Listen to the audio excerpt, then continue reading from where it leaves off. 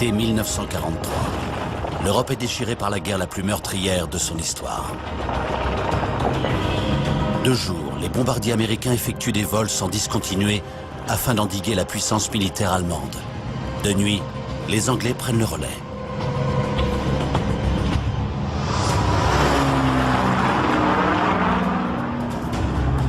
Parmi les équipages anglais, le nombre de victimes est terrifiant. Près d'un homme sur deux mourra avant la fin de la guerre. Quand vous êtes membre d'un équipage de bombardiers, c'est un cauchemar. Vos chances de vous en sortir sont minces. Et à terre, vous vous dites qu'il y a trop de bombardiers pour pouvoir en venir à bout. Juillet 1943. Sur la base de la Royal Air Force de Silverstone, 7 jeunes gens forment l'équipage d'un bombardier Lancaster.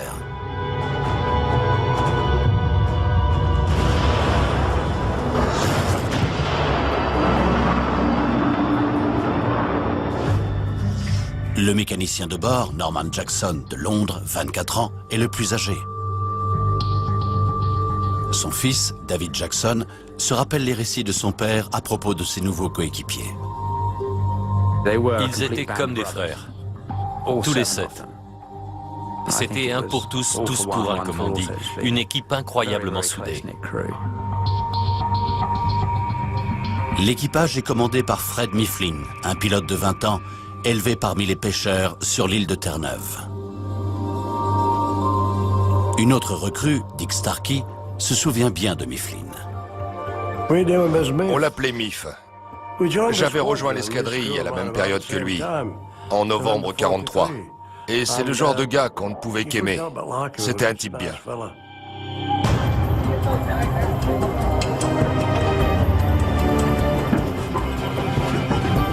Jackson, Mifflin et le reste de l'équipage s'installent dans un bombardier pour leur premier vol d'entraînement. L'occasion d'enfin prouver que les centaines d'heures de cours dispensées n'ont pas été vaines. Les premiers mois, vous suiviez ce qu'on appelait un programme d'entraînement.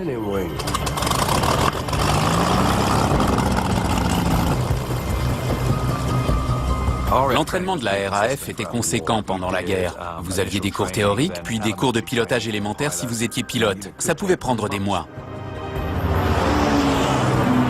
Peter Butcher est un jeune engagé de 17 ans. Il est le mécanicien du bombardier. Environ 200 cadets étaient sélectionnés pour la formation.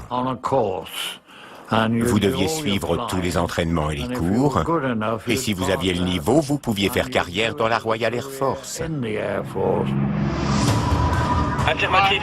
Correction de cap. Cap corrigé. Le vol d'entraînement se déroule sans encombre, jusqu'à ce qu'au dernier moment, le contrôle sol modifie leur trajectoire, forçant Mifflin à faire atterrir l'imposant bombardier sous de dangereuses rafales de vent. C'est une manœuvre compliquée, parce que vous devez maintenir une de vos ailes baissées face au vent, ce qui rend l'atterrissage plus difficile encore. Cette manœuvre était complexe. C'était même le meilleur moyen d'avoir des ennuis. Volet rentré. La descente de Mifflin se fait en douceur, jusqu'au dernier moment. Roy Sandilands tient l'histoire de son père, l'opérateur radio Ernie Sandilands.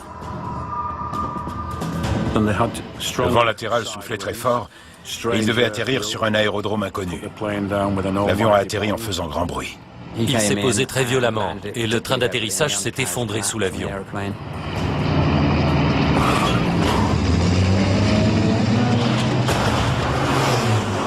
Deux moteurs se sont arrêtés. Le fuselage a pris feu. Mais il n'y a eu aucun blessé, heureusement. C'est l'un des plus célèbres atterrissages de MIF. Un bon départ pour l'équipage. La manœuvre désastreuse de Mifflin manque de tuer les hommes à bord avant même leur première mission. Mais elle resserre les liens entre eux. De nombreux équipages avaient des accidents pendant les entraînements. Certains y laissaient leur vie.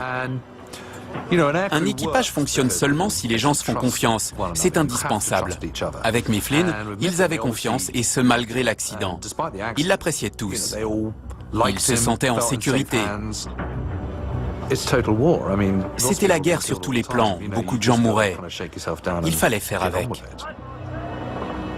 Comme on dit, tout atterrissage est un bon atterrissage si vous êtes sain et sauf.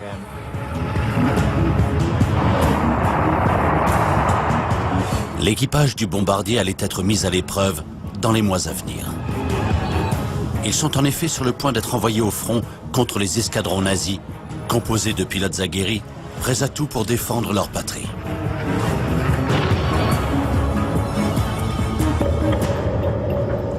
« 4 août 1943. Après avoir échappé de justesse de l'accident causé par Mifflin, l'équipage du Lancaster se rallie derrière son pilote.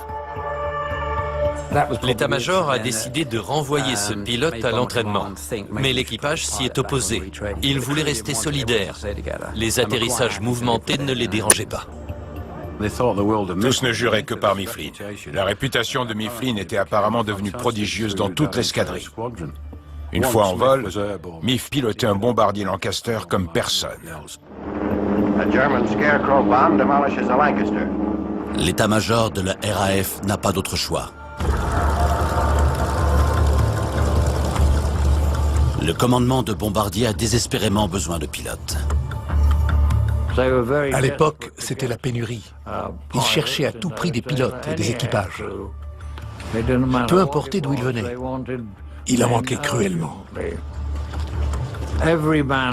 Chaque homme qui volait se portait volontaire. Personne n'a jamais été forcé. C'était une mission à accomplir et j'étais déterminé à le faire. Une fois l'entraînement terminé, notre équipage rejoint l'escadron 106. Il se retrouve parmi des centaines d'autres jeunes recrues, dont le jeune Dick Starkey, 18 ans à l'époque. En 1940, la Luftwaffe a bombardé Sheffield. Et tué beaucoup d'innocents. C'est alors que je me suis dit qu'il fallait leur faire payer cette abomination. Pour ça, il fallait que je m'engage dans l'armée de l'air, et c'est ce que j'ai fait. En 1943, le commandement des bombardiers décide d'un changement tactique controversé. Les bombardiers britanniques vont eux aussi cibler des villes et des civils. C'est la guerre totale, pour briser le moral des nazis. La priorité absolue des chefs de guerre britanniques et américains était d'éviter de répéter le carnage qui avait eu lieu une génération plus tôt pendant la Première Guerre mondiale. Ils étaient donc déterminés à utiliser la technologie au maximum de leurs possibilités.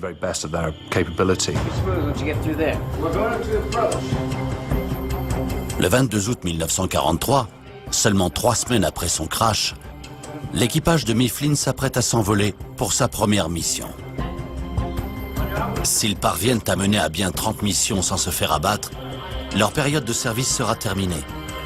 Le nombre moyen de missions tourne autour de 14. Leur première cible se trouve près de Cologne. C'est le cœur de l'industrie allemande. Il y avait des cibles stratégiques afin de déstabiliser l'industrie aéronautique allemande.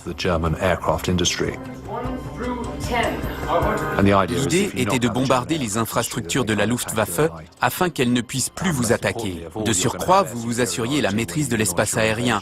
C'était donc devenu un objectif primordial pour le commandement allié. Ils ont fait ça de manière très efficace. Il est intéressant de constater que jusqu'au printemps 1944, l'effort de guerre prioritaire pour les Anglais a concerné l'aviation. La Grande-Bretagne, à elle seule, a construit 102 000 avions pendant la guerre. Le bombardier Lancaster est rempli d'explosifs pour un cocktail détonnant. Un chargement était composé de bombes de différents types. Une de 2 tonnes. Quand on se balade avec ça dans les airs, il vaut mieux être prudent. Quand ça explose, vous n'avez aucune chance d'en réchapper. Il y avait aussi quelques bombes de 200 kilos. Puis, enfin, une dizaine de bombes incendiaires, plus légères.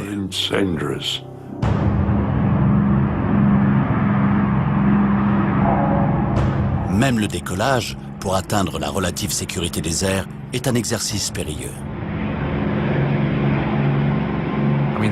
Ces gars partaient en moins d'1 minute. Ils étaient sur la piste et ils décollaient. Les Lancaster sont de grands avions. Ils ont une envergure de 32 mètres, ce qui n'est pas rien. Alors oui, même si le ciel est vaste, il est assez facile de toucher quelqu'un d'autre. Et cela arrivait souvent. Nous ne volions pas en formation puisqu'il faisait nuit. Le plan de navigation mis au point était simple. Rester sur le même axe et dans le même sillage. Ce soir-là, alors que je volais, j'ai vu un Lancaster passer juste au-dessus de moi, à environ 15 mètres. Je me suis dit, il va falloir garder un œil ouvert. Cette nuit-là, plus de 400 bombardiers survolent la mer du Nord pour rejoindre l'Allemagne.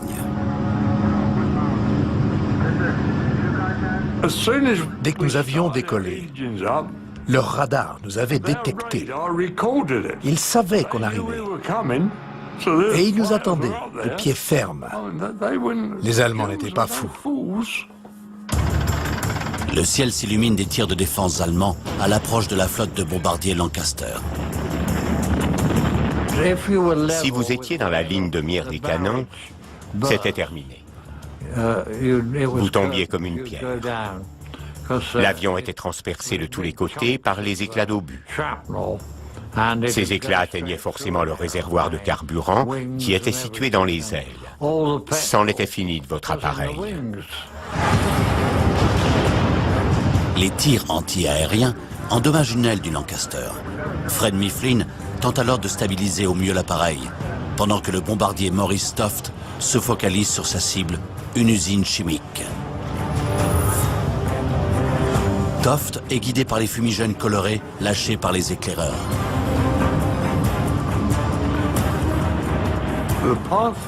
Les avions éclaireurs larguaient des balises rouges et vertes. À part ces balises, on ne voyait rien d'autre. Harold Johnson, alors bombardier de l'escadrille de Mifflin, se souvient de ces moments comme étant les plus difficiles de chaque mission. Le moment approchait. Vous gardiez l'œil sur votre cible. Et vous hurliez à tout le monde, bombe larguée. Largage bombe dans 3, 2, 1, bombe larguée.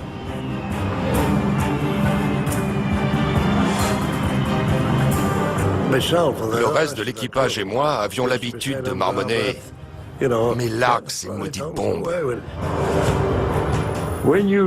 Quand vous regardiez en bas, vous pouviez voir les Stirling, les Halifax.